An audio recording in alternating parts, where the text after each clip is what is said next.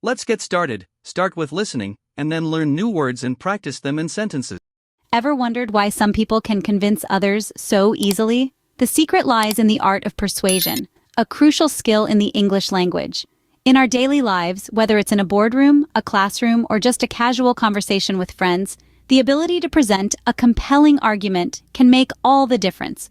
And that's what we're going to explore today. We'll delve into how to construct a robust argument, complete with a clear thesis, supporting evidence, and a logical conclusion. We'll also take a look at how to use persuasive language techniques, like rhetorical questions and emotive words, to give your argument that extra punch. Lastly, we'll learn how to anticipate and handle counter-arguments effectively. By the end of this video, you'll be equipped with the tools to engage in more persuasive discussions, enhancing your ability to communicate confidently in English. Ready to become a master of persuasion? Let's dive in. So, what's the first step to a persuasive argument? A clear thesis. Building an argument is like constructing a bridge. It needs to be solid, well-structured, and capable of withstanding scrutiny. And at the heart of this structure is the thesis statement, the bedrock of your argument.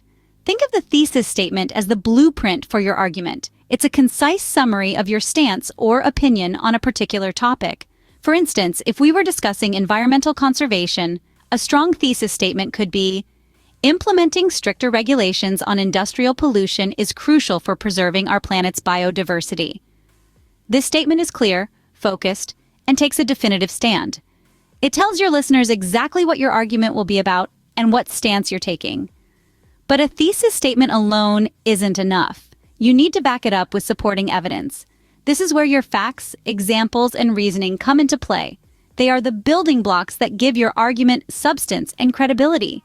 For example, to support our thesis on environmental conservation, we could provide statistical data on the rise of industrial pollution, cite examples of areas where biodiversity has been affected, and explain the correlation between these two.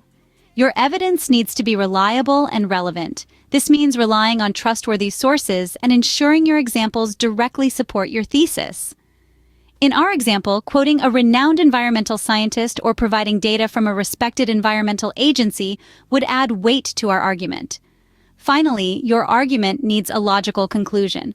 This is the point where you tie everything together, reiterate your thesis, and reinforce your main points. For our environmental conservation argument, the conclusion could emphasize the dire consequences of ignoring industrial pollution and reiterate the need for stricter regulations. But remember, the key to a strong argument isn't just about what you say, it's about how you say it. Be clear, be confident, and most importantly, believe in your argument. Because if you don't, how can you expect anyone else to? Remember, a compelling argument starts with a strong thesis. Now that you've got a strong argument, how do you make it even more convincing? With persuasive language. Persuasive language is like the seasoning on a well-cooked dish. It adds flavor, depth, and can turn an ordinary argument into a compelling discussion. So, what are some of these linguistic seasonings? First up, we have rhetorical questions. These are questions that don't necessarily require an answer because the answer is implied or obvious. Rhetorical questions can be powerful because they encourage your listener to think about your point in a new way. For instance, instead of merely stating, "It's important to protect the environment," you could ask, "Can we afford to ignore the health of our planet?" Next on our list is the use of emotive words. These are words that stir up emotions in your listener, making your argument more engaging and memorable. For example, instead of saying "the situation is bad," you might say "the situation is dire or catastrophic." These words evoke a stronger emotional response and can make your argument more persuasive. Repetition is another effective tool in persuasive language.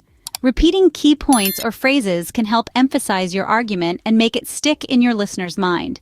Just remember not to overdo it. You're aiming for emphasis, not monotony. Lastly, we have the power of inclusive language. Using words like we, us, and our can make your listener feel included in your argument, making it more compelling. For example, we all have a role to play in this issue, or our actions today will determine our future. It's important to remember that persuasive language is not about manipulation, but about presenting your argument in the most effective way possible. It's about clarity, emphasis, and engagement. So next time you're building an argument, think about how you can incorporate these techniques. Can you ask a compelling rhetorical question? Can you stir emotions with your word choice? Can you emphasize your point with repetition? And can you make your listener feel included in your argument? With the right words, you can make your argument impossible to ignore. But what happens when someone disagrees with you? That's where handling counter-arguments comes in. In the dance of discussion, disagreement is inevitable, and knowing how to handle counter-arguments is a key step in mastering the art of persuasion. When you're faced with a differing viewpoint, the first instinct might be to dismiss it or to defend your position aggressively. However, the most effective way to handle counter-arguments is to anticipate them, acknowledge them, and then respond to them respectfully and logically. Let's consider a situation. You're passionately arguing that all schools should adopt a uniform policy. Now you can anticipate that someone might counter-argue, but doesn't a uniform policy limit a student's self-expression? Instead of immediately rejecting this viewpoint, begin by acknowledging it. You could say, I understand your concern about limiting self-expression. Now that you've shown respect for the other person's perspective, it's time to maintain the validity of your own argument. This is where your preparation and understanding of the topic come into play. You might counter this argument by explaining, while it's true that uniforms may limit some forms of self-expression, they also foster a sense of unity and reduce distractions, which could potentially enhance the learning environment. Notice that you've not only acknowledged the opposing view, but also provided a reasoned response that supports your original argument. This approach shows that you've given thought to various aspects of the issue, which can make your argument more persuasive.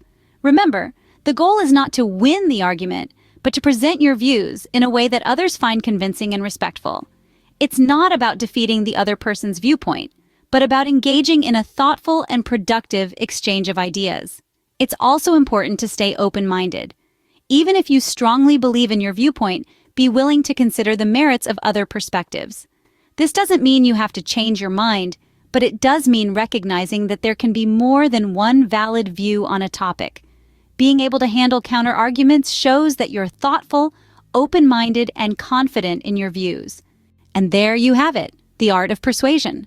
We've journeyed through the intricacies of building a robust argument, founded on a clear thesis, fortified with supporting evidence, and sealed with a logical conclusion. We've explored the power of persuasive language, the might of rhetorical questions, the impact of emotive words, and the subtle strength of repetition.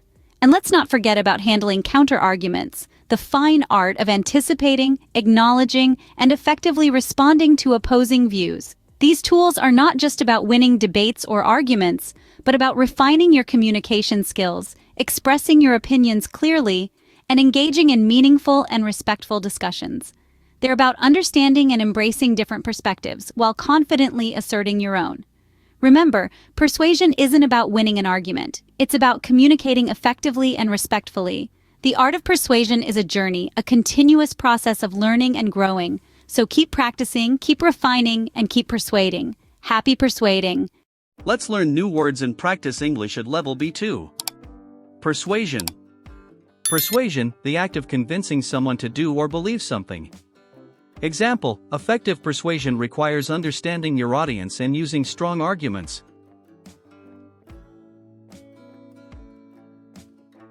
Argument. Argument, a reason or set of reasons given in support of an idea or action. Example, presenting a clear and logical argument is essential in any debate. Evidence. Evidence, facts or information that support a belief or proposition. Example, providing solid evidence helps to make your argument more convincing. Counterpoint.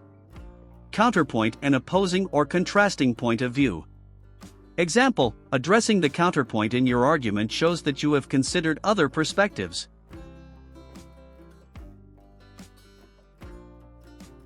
Convince. Convince, to cause someone to believe firmly in the truth of something. Example, to convince someone in a discussion, it's important to stay calm and present your ideas clearly.